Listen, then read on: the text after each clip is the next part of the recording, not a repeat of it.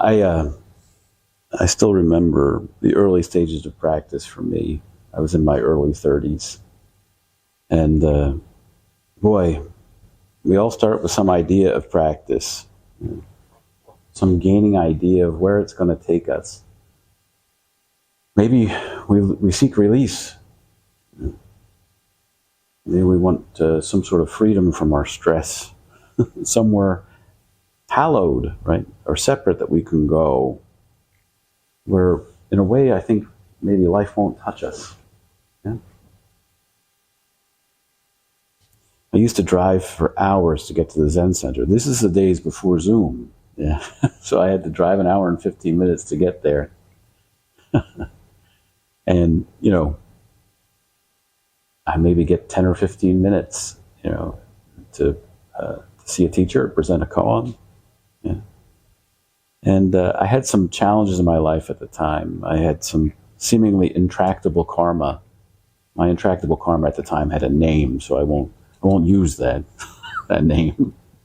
But it was pulling me into a constant loop of despair.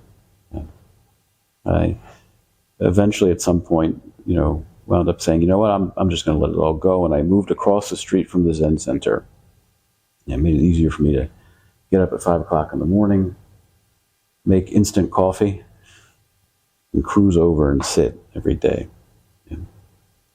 It wasn't bad. These aren't bad ideas. These weren't bad things. It was a required part of my practice. I had to go through this phase. I had to stir the mud at the bottom of the pool. Yeah. I had to see how the water became cloudy, to fix my gaze so I wasn't looking past the cloudiness. And initially, that's where I thought it was all found. But then begin to appreciate the mud for what it is.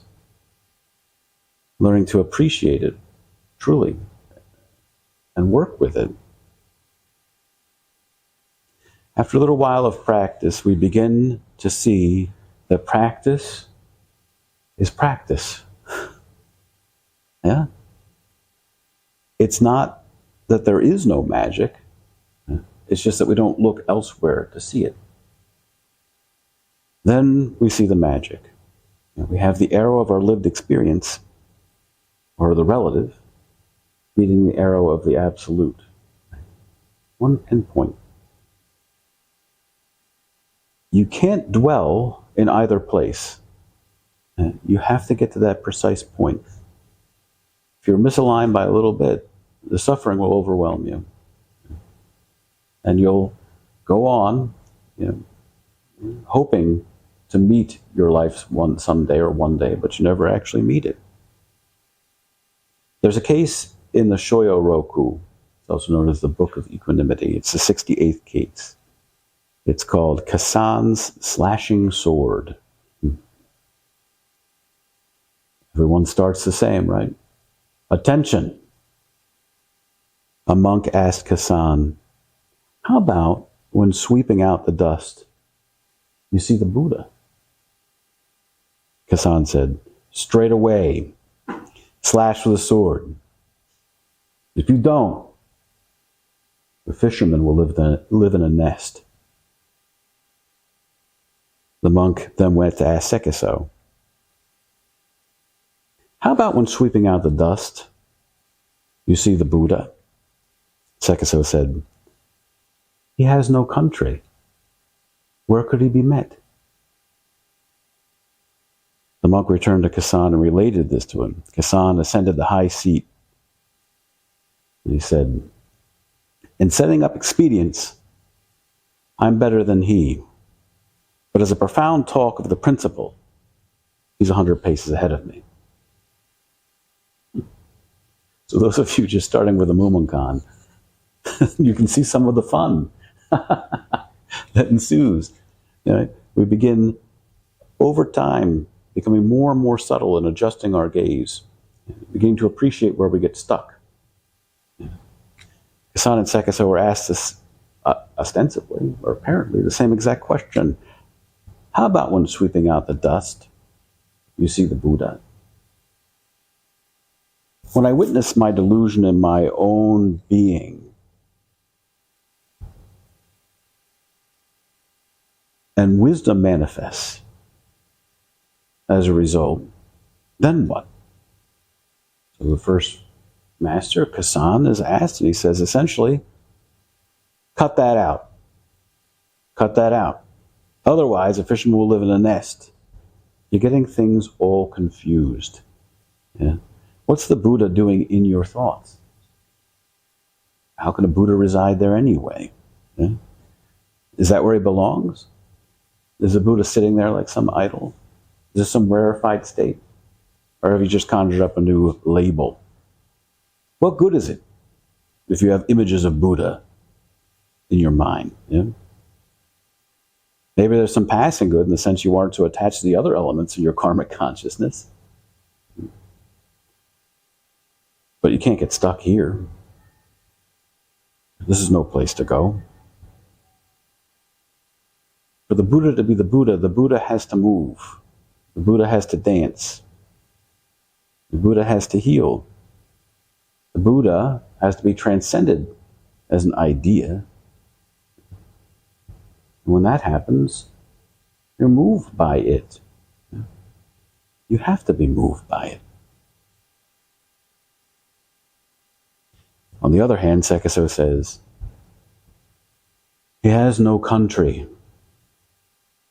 Where can he be met?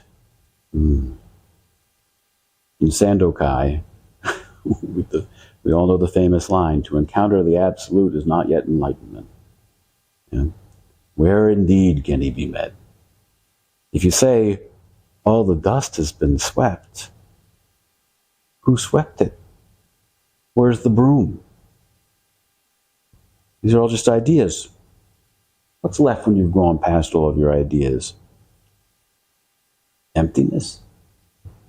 This is pointing out absolute emptiness. Mu, the empty mirror. Yeah? Can't dwell there either. Can't dwell there. You'll say, well, this is the absolute Dharmakaya. No, it's an essence or an idea about the Dharmakaya. Well, you're saying that emptiness is not real? No, it's not. No. If you can explain it to me, if you can describe it, you're not there. You've missed it. Yeah? And even if you do encounter it for a fleeting moment, if you think that it has to do with erasing all of your thoughts, you've missed it too. It's not it. Yeah? That's what it is to move past it. You can't grasp it. The I and the you, the self and the other, they always exist as concepts. And because they do, they're always manifesting in the world. You can't be asleep to the wheel. Most of you aren't anyway. Yeah? We're all suffering. When I say most, all. We're all suffering. Some of the suffering we create. Some of it is created because of our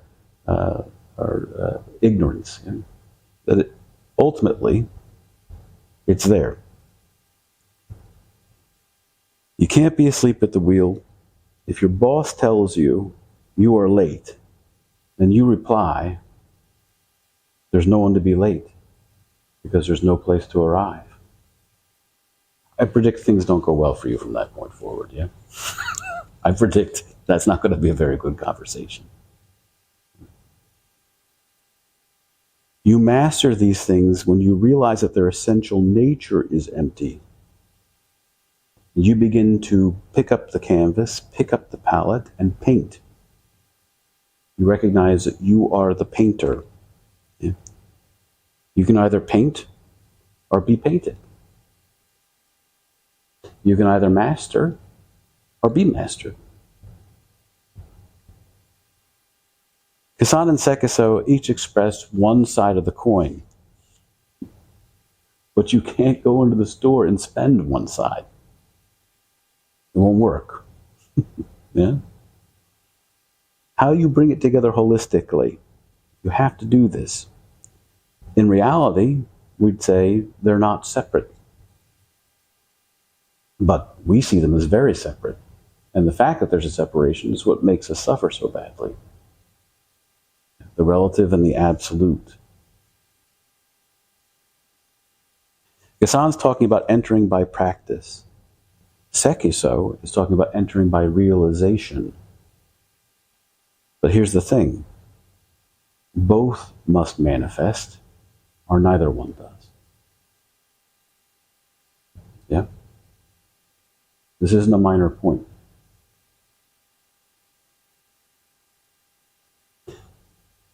We don't need to even call it anything at all. As a matter of fact, the moment you've done that, you've probably lost it. Wherever you are, that's the Dharma gate. Wherever you are, pay attention. In that gap between the observer, yeah, and the observed, this moment and the next, good and bad, that's where wisdom is found. The moment you know it, you've lost it. You can see the vastness of your true nature. That's important. Each of you has to bear witness to that. But at the same time, you have to move the hands and the feet that you call mine. Yeah?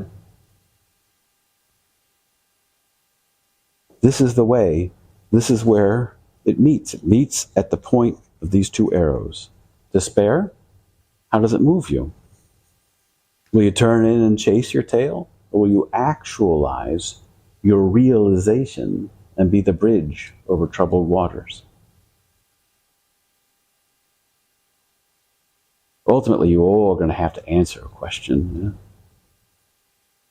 What is this life? What am I going to do with it? Who am I?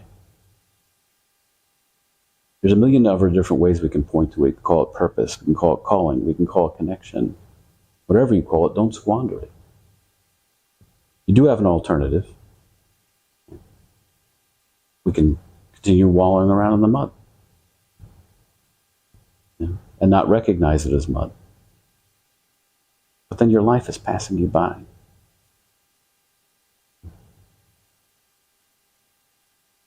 Each of us is going to have to make a decision about this. In a way, we already are aware of the decision that has to be made. The door's been open for a long time. Everyone has a good reason why they can't step through it, I promise. Some people have better reasons than others.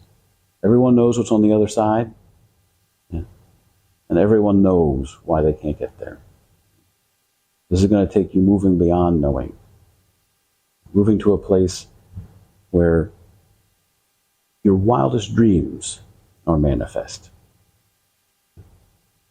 Because you move from a place of knowing to a place of wonder.